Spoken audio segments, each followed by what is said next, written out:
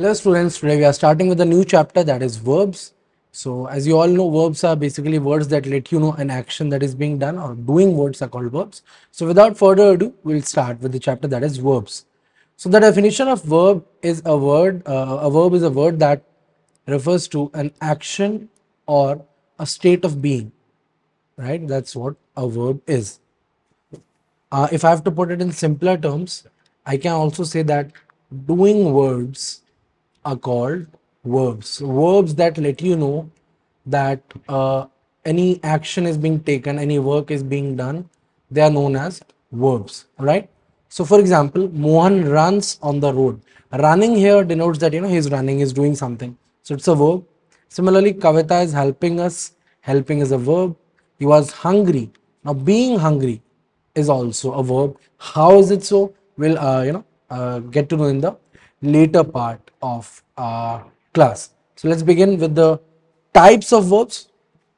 There are basically two types of verbs. Mainly, there are two types of verbs. One is the principal verbs, and the other are auxiliary or helping verbs. Auxiliary verbs are also known as helping verbs, right?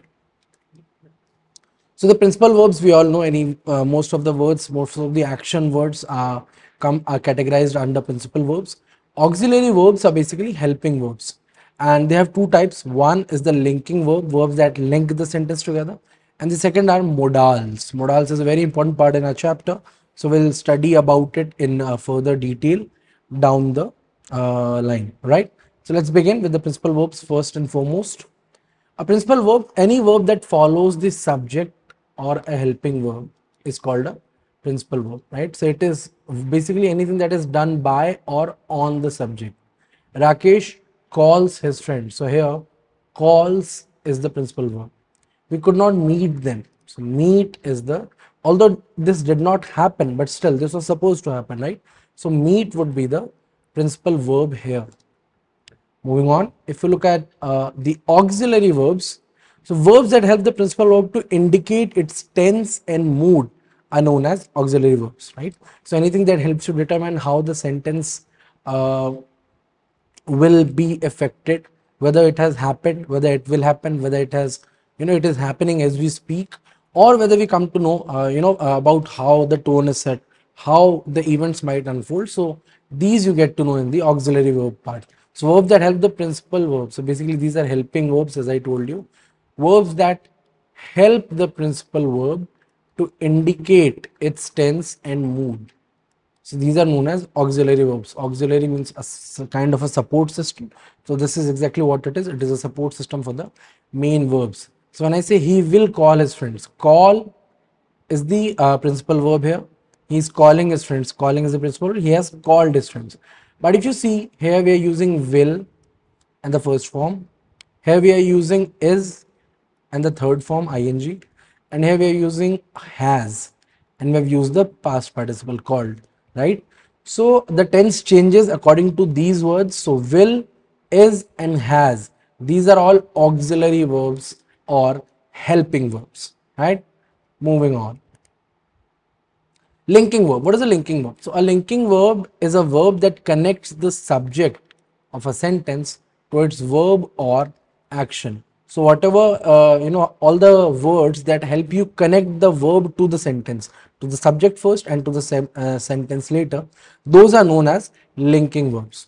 So primary linking verbs help in the formation of tense, setting the mood of the sentence, and show which tense it belongs to.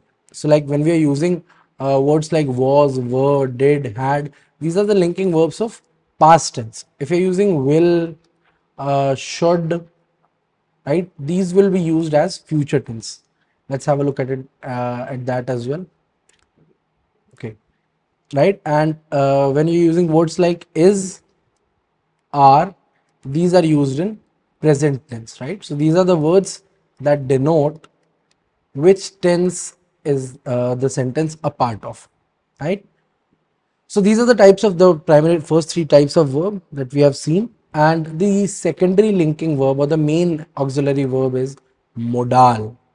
So verbs that denote the mode of action of the main verbs are called modal verbs. So modal takes its root from the word mode, right?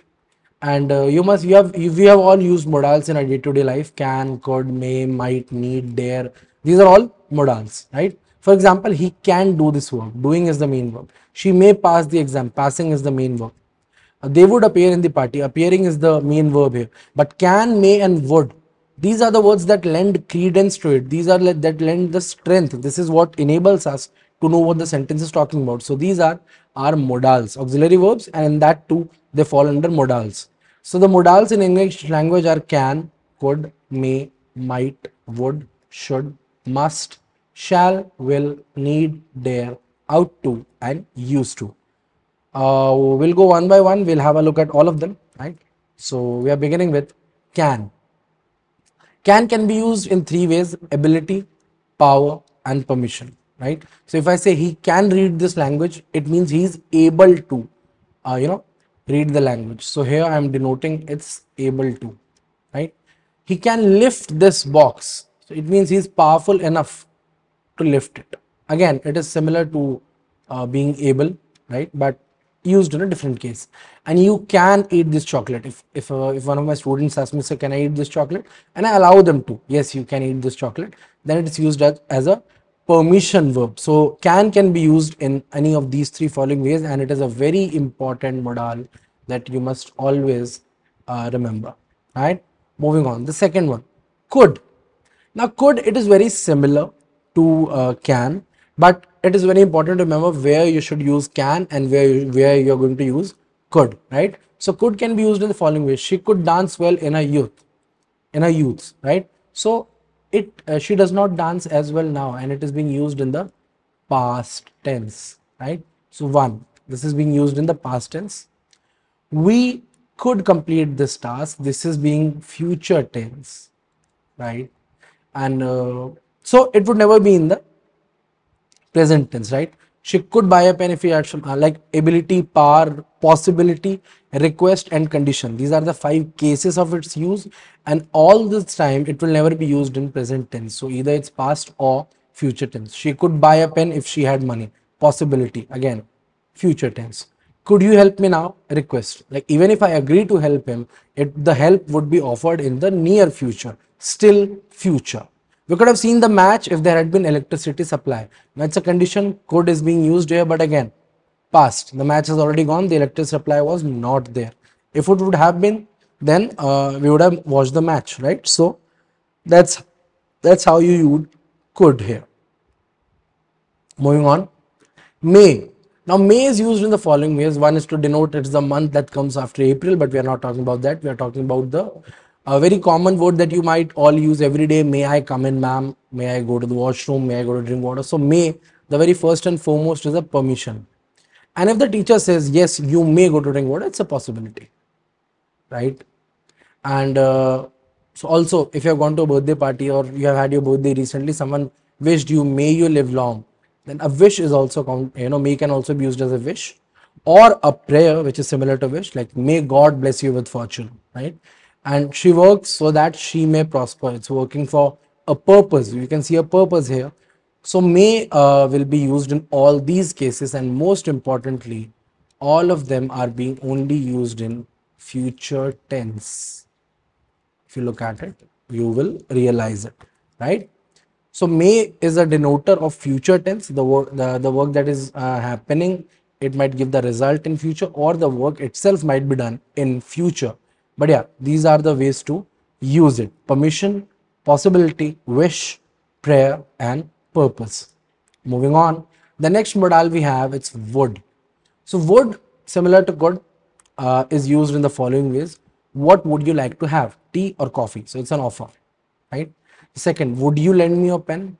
I could have also used could, but would, it's when credit where it's due. If you are asking, could you lend me your pen?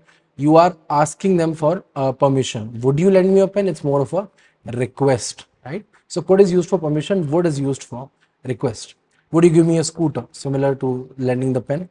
And he would rise at 5 o'clock. He used to, right? He would rise, but now he doesn't. So it's a past habit, right? So these are the three main cases where would is used. Should. Should is a very interesting modal. It mainly suggests duty, obligation, or advice. Okay, probability, polite command, and suggestion, these are also there. But if you look at it, if you think about it, these are bifurcations. These are parts of these three: duty, obligation, and advice. The police should protect us. It's their duty. They are bound to do it. You should respect your parents. It's your obligation. You should do it, right? They should follow the rules. It's a suggestion, although you are also duty bound, so it can come under that category. Suggestion is also one of them. You should take your medicine. It is advice, but again, you are obligated. It is also an obligation, because if you don't take medicine, you'll get sick, right? You'll get worse than what you already are, how ill you already are. So again, this is masked as advice, but it is also an obligation on your part.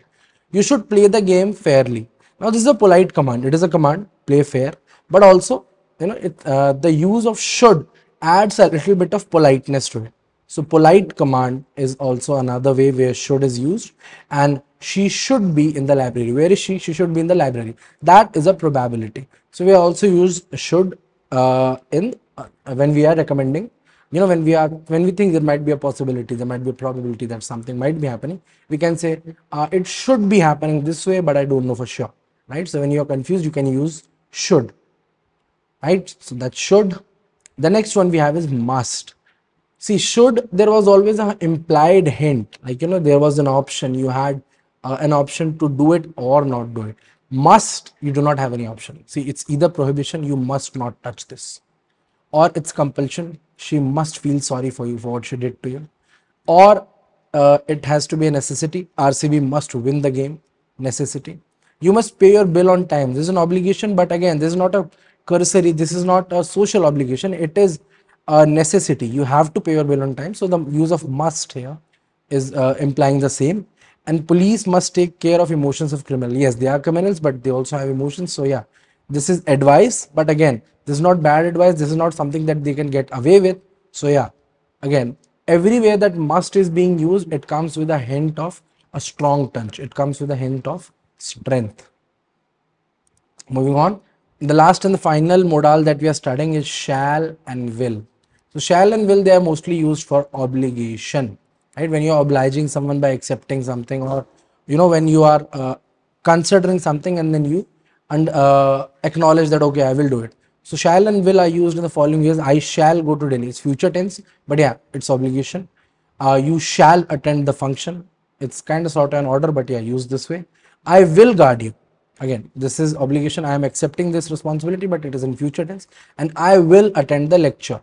Obligation on my part, I definitely should do that. So I will do that. And it is again in future tense. So these are the four ways where shall and will can be used. There are many others. We'll also do the same when we are doing the exercises, but I would also like to tell you, just go out there, look at every sentence you find, and try to check out how many modals can you identify, because these are the words that basically make the sentence much easier to understand, help us to get through it, and most importantly, these help out their own parent component, that is the verb, principal verb, right? So modals are the main part that help with the overall smooth functioning of verbs, right? Moving on, we'll look at some forms of verbs. Verb has three forms, right? So we'll just look at some of them. We have arise, arose, arisen, right? Awake, awoke, awoke. Like he was awake, he awoke her, they were already awoke, right? Be forms, you will always notice when in past tense it becomes was or were, and in future it becomes been, would have been, right?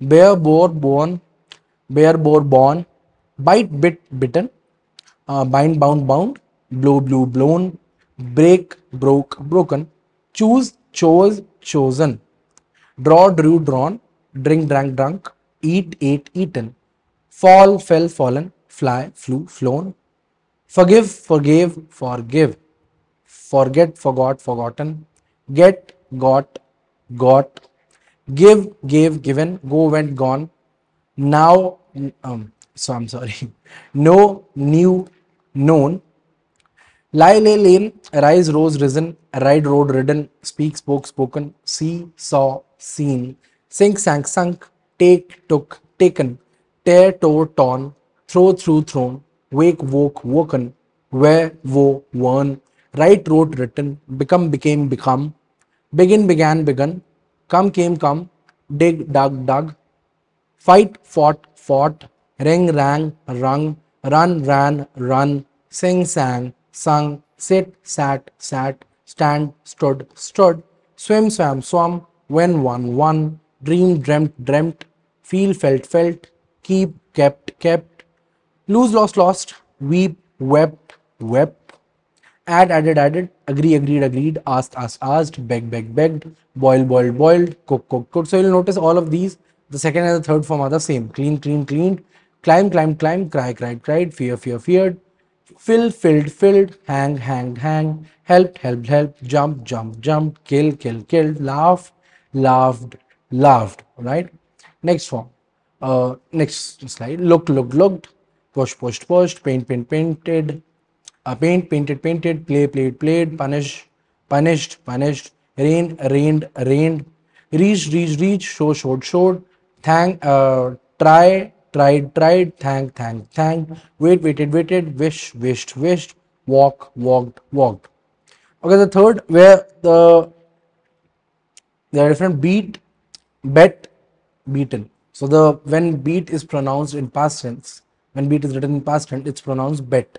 So beat, bet, beaten, do, did, done, show, showed, shown, sow, sowed, sown, shave, shaved, shaven, bring, brought, brought, buy, bought, bought, catch, caught, caught, sell, sold, sold, teach, taught, taught, tell, told, told, think, thought, thought, build, built, built, send, sent, sent, meet, met, met. And next, steal, stole, stolen, sing, sang, sung, ring, rang, rung.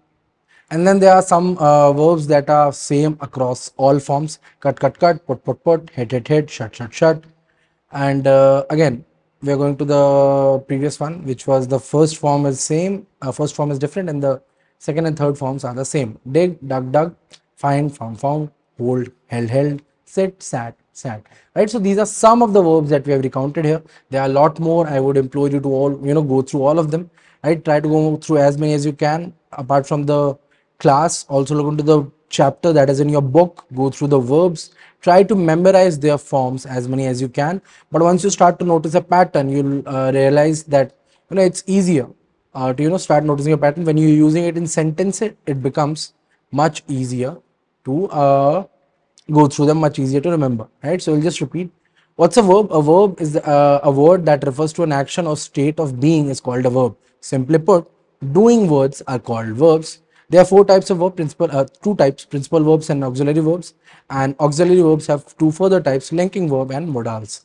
Principal verb is a verb that follows the subject or a helping verb. It is done by or on the subject. It's like democracy. And auxiliary verbs are helping verbs, verbs that help the principal verb to indicate its tense, mood, and scenario. These are called auxiliary or helping verbs, right? And among helping verbs, the first is linking verb that connects the sentence, that connects the subject of the sentence to its verb. Was, were, did, had, will, should, is, are. These are linking verbs. And modals, the most important part of this chapter, are verbs that denote the mode of action of the main verbs are called modal verbs: can, could, may, might, need, dare. So these are all what we have discussed. And then we are going to list of forms of verbs, very important to remember them, so just go through them as many as you can. All right, so class, this was it for verbs. I hope you enjoyed it, and do go through the assignment, do go through the ones in your books as well. Right, I'll see you in the next class. Thank you.